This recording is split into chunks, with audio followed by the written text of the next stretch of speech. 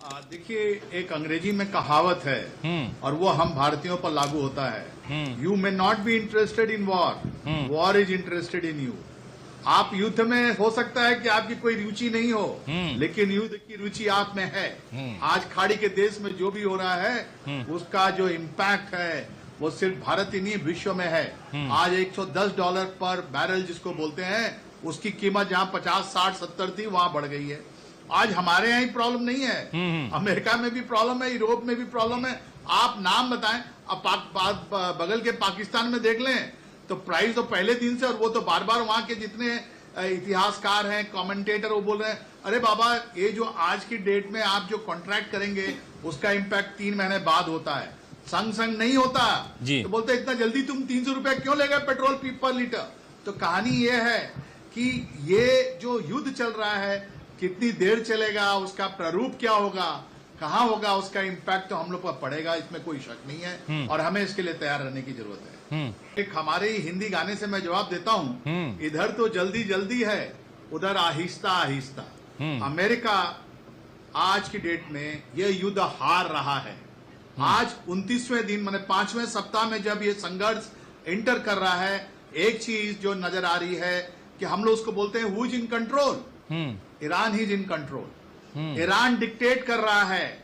America बोलता है short term की बात, बोलता है कि तुम हरमुज खोल दो। हरमुज तो हमेशा से खुला हुआ था, हरमुज तो ईरान ने बंद नहीं किया था, बंद तो आपके युद्ध ने किया था, राइट। तो वो अमेरिका चाहता है किसी तरह हमें बाबाही मिले और मैं निकल जाऊं, और ईरान बोलता ना ना इस बार हम जाने नहीं देंगे। तुमने आज जब भी हमसे बातचीत की हमको धोखा दिया, शॉर्ट टर्म की बातें करी, इस बार हम तुमको जाने नहीं देंगे। इस टाइम लॉन्ग टर्म की बातें होंगी, इस टाइम जो बातें होंगी पूरे विश्व के सामने होंगी कि अब हम अपनी न्यूक्लियर चीजों को, हम अपनी मिसाइलों को, और हमारे पास जितने आर्थिक सैंक्शन है वो 5 बातें वो मनवा के रहेगा, तभी ईरान झुकेगा। और गत काल और आज के सुबह की घटना को यदि हम बताएं, उससे आपको पूरा पता चलेगा कि यह अमेरिका जो है एक दोहरी नीति चल रहा था। वो समय दे नहीं रहा था, समय ले रहा था अपने ग्राउंड ट्रूप्स को, अपनी जो लोग हैं फौज को ईरान में हमला करने के लिए। आज आप अखबार उठा के देख लें, सोशल मीडिया देख लें, कुवैत में अब ईरान ने हमला किया है और 300 से अधिक जो अमेरिकन सोल्जर थे, वो अमेरिका के जो मरीन थे, कमांडो थे, उन पे हमला हुआ है और वो लोग इंजर्ड हो गए हैं। ये खबर सोशल मीडिया में फैली हुई है। इसका मतलब क्या हुआ?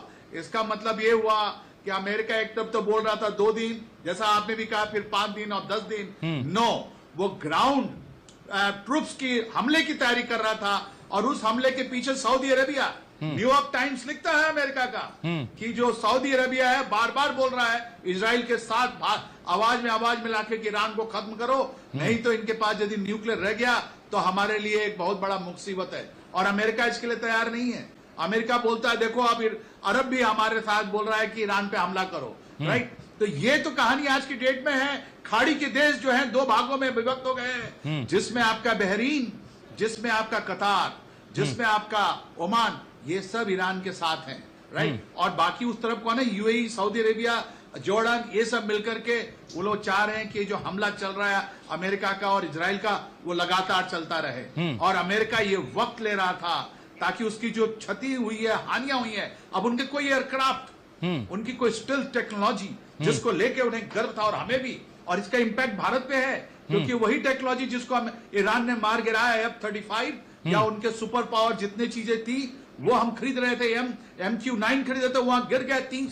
300 मिलियन डॉलर का जो है वो सब खत्म। इसकी मतलब है ये है कि अमेरिका की जो डिफेंस टेक्नोलॉजी है आज की डेट में ईरान के सामने नहीं टिकी है। आज ये बात कर रहे हैं, पता नहीं कितनी बात सच है और गलत है, कि यूएसएस फोर्ट जो कई बिलियन, $100 बिलियन से बनी हुई, जो उनकी सामुद्रिक बेड़ा था, वो इंजर्ड हो गया। उस पर 17 तरीके से ईरान ने हमला चलाया और वो काबिल नहीं है।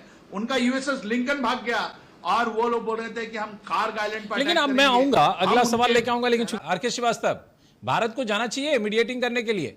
देखिए, आज यदि अटल बिहारी वाजपेयी होते या सुषमा स्वराज होती, या हमारे राम माधव जो आज इंडियन फाउंडेशन में लिख रहे हैं, ये होते तो आज हम मध्यस्थता कर रहे होते। एक आपने ब्यूरोक्रेट को अपना फॉरेन मंत्री, विदेश मंत्री बना के सब खराब चौपट कर दिया आपने।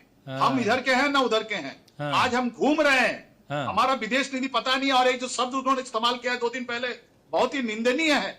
इनकी जो भाषा है इन पर संयम ही नहीं है। वो कभी बोलते हैं कि चाइना बड़ी इकोनॉमी और हम छोटी इकोनॉमी है, कभी वो कुछ और बोलते हैं कि हम उस देश की तरह ये नहीं करेंगे। मैं शब्द भी अपने मुंह पर नहीं लाना चाहता, क्योंकि हमारी विदेश नीति, हमारे विदेश मंत्री, हमारे जो लोग थे वो बहुत स्वाभिमानी और बहुत अच्छे लोग थे। आई एम सॉरी, प्रेजेंट विदेश मंत्री जो है इस लायक ही नहीं है कि भारत के विदेश मंत्रालय का भार उठा सके। हमें तो लगता है भारत सरकार को उनको हटा के उनकी जगह कोई और लाए, इनको एडवाइजर बना दे तो काफी बेहतर होगा और हम लोग फिर से बीच में आएंगे। आज हालत यह है कि एक तरफ तो ट्रम्प बोल रहे हैं कि Modi is my friend, other side हमारे प्रधानमंत्री उनसे मिल नहीं पा रहे हैं। ये किस लिए, कौन सी कूटनीति है? ये कूटनीति फेलियर है और हमारे विदेश मंत्री पर्सनली जिम्मेवार हैं ये। ठीक, देखिए भारत में दो क्षेत्र हैं यहाँ पर सबसे ज्यादा स्कैम है। एक है शराब, वो जीएसटी के अंदर नहीं, है।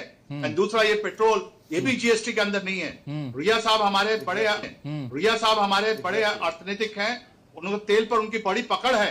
वो किसी राज्य विशेष में जाएं और वहां का पता लगाएं कि उनको कितना रुपए का लॉस करने के लिए हमारी आईओसी और ओएनजीसी को पैसे देने पड़े थे, इसलिए वो रेड में थे। ये सब बातें छोड़िए। आप हमारा एक छात्र है, उसने पूछा सर, अंशुमन उपाध्याय नाम है उसका, उसने कहा सर एलपीजी और सीएनजी में क्या अंतर है? यदि विश्व को यह पता चल जाए भारतीयों को कि एलपीजी जो है वो पेट्रोलियम प्रोडक्ट है जिसमें प्रोपेन एंड ब्यूटेन है, वो डिस्टिलेशन से निकलता है, वहां तो कोई कमी होनी नहीं चाहिए, क्योंकि हमारे यहाँ लगातार क्रूड ऑयल आ रहा है। और सीएनजी जो है वो मीथेन गैस है। तो यदि ये सीएनजी और एलपीजी के अंदर यदि हमें पता लग जाए तो हमें इस बात का पूरा पता है कि बहुत बड़ा स्कैम है। यहां पर लोग पैसा बनाने के लिए, ये बांग्लादेशी रोहिंग्या की बात तो आप छोड़ दीजिए, पहले अपने देश में जो सिस्टम है, जो एस्मा हमने लगाया है, करिए गिरफ्तारी। Essential maintenance of essential community act में आप गिरफ्तारी कीजिए जो लोग होर्डिंग कर रहे हैं। आप छोटे छोटे बच्चों को बता रहे हैं कि एलपीजी और सीएनजी में क्या अंतर है, हम लोग बता रहे हैं। और वो आप चलिए सर, जब देखा जा रहा है बहुत बहुत शुक्रिया। हम लोग बात कर रहे हैं कि ये है और वो है। चलिए बहुत बहुत शुक्रिया, बहुत बहुत शुक्रिया।